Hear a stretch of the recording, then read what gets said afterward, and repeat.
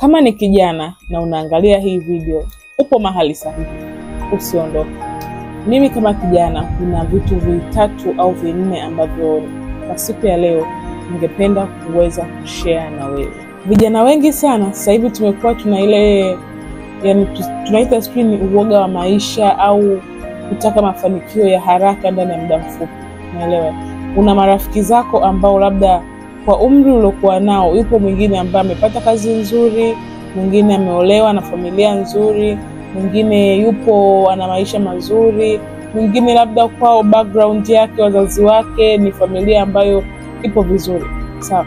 Kwa hiyo wewe ambaye labda unahisi kwamba katika hayo maisha ambayo upo, kuna kazi ya kueleweka, kuna biashara ya kueleweka, kuna mahusiano ya kueleweka, au unahisi kwamba katika miaka uliokuwa nayo wewe umeachwa sana nyuma.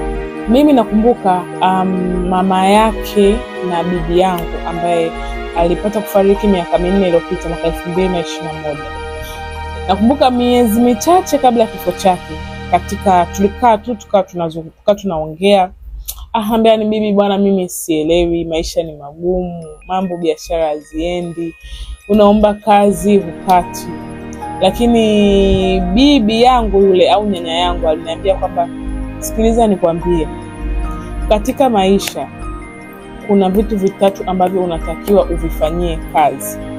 Wewe bado ni mdogo sana. Kwa kipindi kile nilikuwa na miaka 24, 23, 24. Wewe bado ni mdogo sana. Katika vitu ambavyo napenda nikwambie, ni vitu vitatu. Kwanza, fanya kazi kwa bidii. Fanya kazi kwa bidii. Muombe sana Mungu. Toa sadaka kwa uaminifu.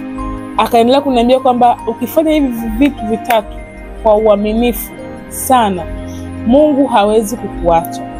Mungu hawezi kukusahau. Kwani hao aliyowapa wana nini na wewe una nini? Sema ni kila mtu anapewa kwa wakati wake.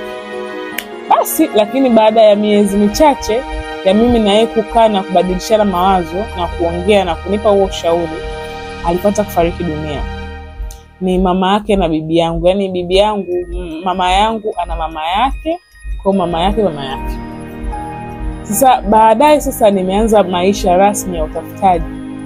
Ikawa nimeweka hivyo vitu vitatu akilini mwangu. Mimi hizi sentensi tatu ni sentensi ambazo nasema kwamba nitatembea nazo for the rest of my life.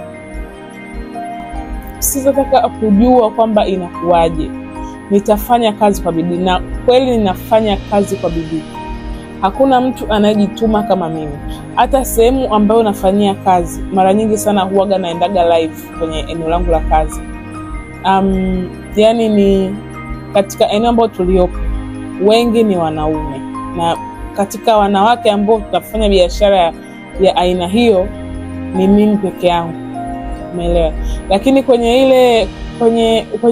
ile jumuiya ni kwamba mpaka nyoa anasema mama fulani unapambana sana. Mimi nafanya kweli kazi kwa bidii sana sana sana. Napenda kumuomba Mungu. Namuomba sana Mungu anibariki kwa kazi ya mikono yangu, anipe kipato ambacho ni halali. Anipe tu, anipe ambacho nastahili. Na katika kumuomba Mungu, huwa namuomba kile ambacho nakitaka. Labda kile ambacho nakiwaza kilini mwangu ndio hicho ambacho nitamuomba Mungu. Tatu, pia natoa sadaka. Lakini kwenye kutoa sadaka hapo mimi natoa tu sadaka hivyo, kwamba labda fungu la 10, labda sadaka ya majitoleo, sadaka ya mavuno. Anapita mtu hapa labda hana chakula, hajala, mimi nitatoa pesa yangu nitanunua. Sadaka tu za hivyo, sababu sijabase sana kwenye sadaka. Kwa hiyo siwezi kuizungumzia sana. Kwa hivi vitu vitatu vinanipaga sana nguvu. Unajua mimi nikikaa, kuna muda kweli unakata tamaa. Sawa, unasema hivi, kweli mimi nakata tamaa, siwezi kufanya hiki kitu, au siwezi kuendelea hapa nilipofika, nimefikia mwisho. Lakini nitakaa chini, nitasema kuna sababu ambayo ilinifanya nikaanza. kuna kitu nyuma yangu ambacho kinanisukuma mimi kufanya hiki ninachofanya sasa hivi. Kwa hiyo kama wewe ni kijana, huna kazi, yani usijistress kuona kwamba marafiki zako wanapost umeenda Dubai, marafiki zako wameolewa, marafiki zako wanaishi maisha mazuri, ndugu zako wanaolewa, wewe upo tu huelewi ufanye nini, yani unahisi kama vile maisha ni umechelewa. Yani kwenye maisha hakuna kuchelewa wala hakuna kuwahi. Kwa hiyo hata kuna ule msemo maarufu sana ambao unasema kwamba meza kupinduka, au ukisikia nyuma geuka, wa mwisho anakuwa wa kwanza. Kwa hiyo maisha, yani Mungu akiamua kubadilisha maisha yako, kile ambacho ulikuwa unakifanyia kazi kwa muda mrefu kinakuja kubadilika ndani ya usiku mmoja. Yani Mungu ndivyo alivyo. Yani Mungu akitaka kukupa, hakuandiki barua wala hakutumii ujumbe. Yani unashangaa ile miaka yako yote uliokuwa unahangaika, miezi uliokuwa unahangaika, siku moja tu inatosha kubadili maisha yako completely. Kwa hiyo kama wewe ni kijana, yani usikate tamaa. Kitu kingine, wewe kama kijana usijilinganishe na watu. Unajua hii mitandao siku hizi inatudanganya sana. Yani usiangalie maisha ya mtu A na maisha ya mtu B kisha wewe ukajiweka kama mtu C. Ukasema fulani bwana mbona anafanya vizuri, fulani bwana mbona anafanya vizuri. No, wewe sio fulani. Huu mkono una vidole vitano, 1 2 3 4 5, na hivi vidole vitano havilingani.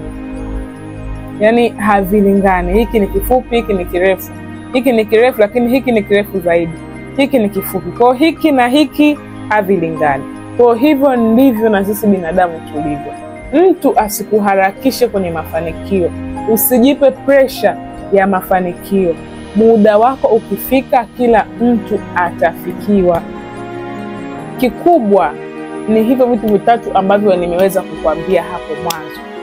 Kufanya kazi kwa bidii, kumuomba sana Mungu, na kutoa sadaka. Na mimi kama kijana nimeona kukaa na haya maneno ya busara ambayo niliweza kuambiwa isingekuwa sawa. Kwa hiyo kijana, fanya kazi. Kijana, tufanyeni kazi jamani. Tufanye kazi kwa bidii. Kuna mtu ambaye Mungu atamtupa, kwa sababu huyu Mungu ni wetu sote. Kwa nini yule ampe wewe asikupe? Fanya kazi kwa bidii, hasa kazi halali. Fanya kazi halali kwa bidii. Utakapojisikia kwamba labda umekata tamaa, umechoka, unaona mambo hayaendi, rudi miguuni kwa Mungu. Omba kwa imani yako. Iwe ni Muislamu, swali. Kama ni Mkristo, sali. Yani kila mtu amuombe Mungu kwa imani yake. Sio kwamba umejisikia labda umechoka, labda umeandamwa labda na mawazo ya kwamba kitu fulani siwezi kufanya, au kwa hapo ulipofikia ni kuna vitu ambavyo pengine unavikosa. Usipende kulaumu, rudi miguuni mwa Mungu. Mungu wetu ni mwaminifu sana. Pia siku hizi nimekuwa naona ni kuna vitu vinaitwa manifestations.